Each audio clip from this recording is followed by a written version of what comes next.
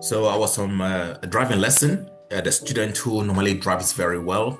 And then for the first 15, 20 minutes, everything was going really well. Then they made a small mistake, which we stopped, discussed, and saw what went wrong. And we resumed driving, and the student was making more mistakes and more mistakes and more mistakes. Anyway, to cut a long story short, we kind of at the end of the lesson had a discussion with the student. So I was asked, so what's happening? What's going wrong? And she said, I don't know. I'm not sure what's happening. And anyway, most driving instructors will know what's happened. And so I said, you were focusing or dwelling on the mistake you made earlier, weren't you? And she said, yeah. She was thinking about it and everything else, as you know where this conversation is going.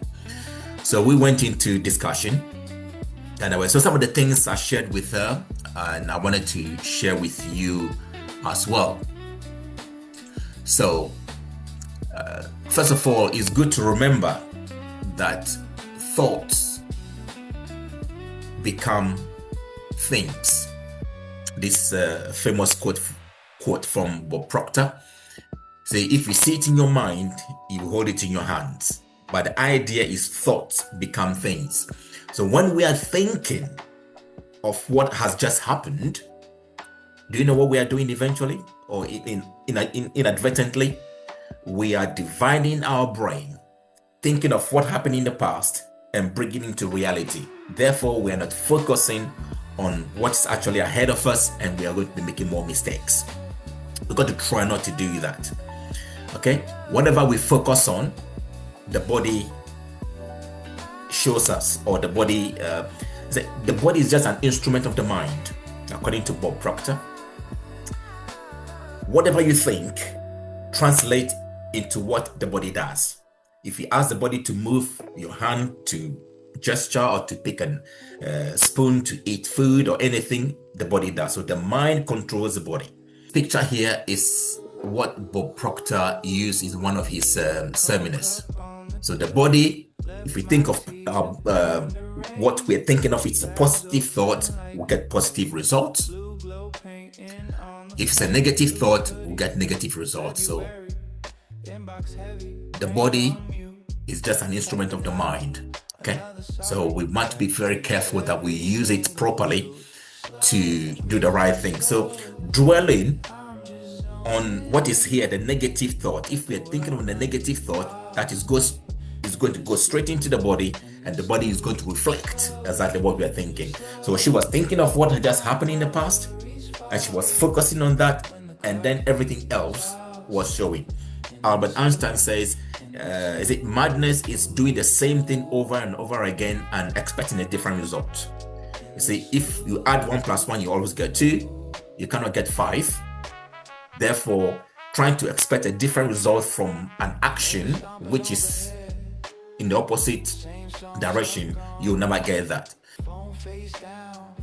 The reason why we need to control our mind is exactly what Mr. Walter D. Wintle said.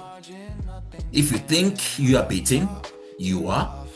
If you think you dare not, you don't. If you like to win, but you think you can't, it is almost certain you won't. If you think you lose, you are lost. For out of the world we find, success begins with a fellow's will. It's all in the state of mind. If you think you are outclassed, you are. You've got to think high to rise. You've got to be sure of yourself before you can win a prize. Life's battles don't always go to the stronger or faster, to the faster man, but soon or late, the man who wins is the one who thinks he can. So if you think you cannot do something, it's inevitable. It's going to be the result you will get. So it is very, very important for us to control our thoughts, that we don't let our thoughts control us, where we become the opposite of what we want. See, whatever we put into our conscious mind Whatever we're thinking of is what the body does. And therefore, we need to be very careful that what we are thinking of while we're driving, when we focus on the drive, we're going to perform excellently. But when we are focusing on everything else, which is not correct, we are going to make mistakes. So focus on what you are doing and you will get a result. There's a saying, sometimes thinking negatively that, oh, I didn't do that, you are doubting yourself. There's an expression, doubt kills more dreams than failure ever will. See, there's nothing like failure. There's no success without failure. Failure is just nature's way of telling you that the way you are doing certain thing is not the right way. And therefore, you're going to learn from that mistake and then achieve a better result. There is no success without failures. Even the most successful people in the world learn from their so-called failures, and because they were able to learn well from those failures, they became successful. You cannot achieve success without failing. So don't doubt yourself when you're on your driving lessons, on your driving test. You've been trained. Just implement the strategy that you've learned and then focus on the job and deliver well. Doubt kills more dreams than failure ever will. There's another quote that I would like to share with you, which is by Dave Pelzer. I hope that's correct. It says, the body can endure practically anything, in pain, fatigue, you name it. But it is the mind that you have to convince. The body can endure anything. It is the mind you have to convince. You see, we've already mentioned about Bob Proctor. If we are thinking positive thoughts that we can do this, the body is just an instrument. The body will yield to your thoughts. It's a fact. So when we think positively, we'll get positive results. When we think negatively, negative actions result, and then we have negative results. So the body can endure anything. It is the mind we have to convince. As long as we are able to convince our minds, the body is just an instrument. So never doubt yourself on your driving lessons or your driving test. Implement what you've been taught by your driving instructor. That will help you to really deliver on your driving test. A quote, something I received from my friend of mine. Say, we want to play the game, not the occasion. Talked about football analogy or golf or badminton, any other sport you like. You are there to play the game. You're not there to focus on the crowd or focus on the umpire or the referee. You are there to do a job, particularly when you're driving test. Focus on the job at hand.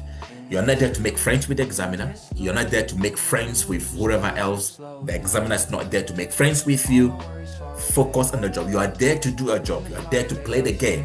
Focus on the game, not on the occasion.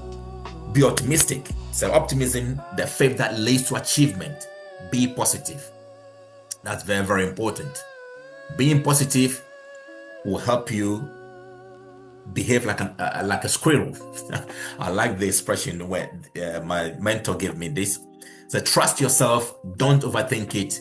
Be a squirrel. See food, get food, eat food.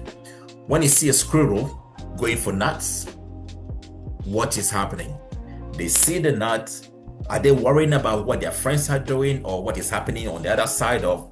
No, they focus on what it is that they've got. They've seen food, they are going to get the food, and then they're going to eat the food. You know, these birds of prey, when they see their prey, what did they do? Did they start saying hello to their friends or trying to go somewhere else or see some? They are focused, laser focused on the prey, and then they go for it. Sorry to use that wrong expression, but the idea is we want to be laser focused on why we are there driving test center, to drive well and be told that you've done a great job and you've passed. The examiner is only there to referee your driving, not be afraid. Therefore, in your mind, if the examiner is friendly or not friendly, or you hear this expression, many people say, oh, the examiner was a bit stern, was a bit rude and all that.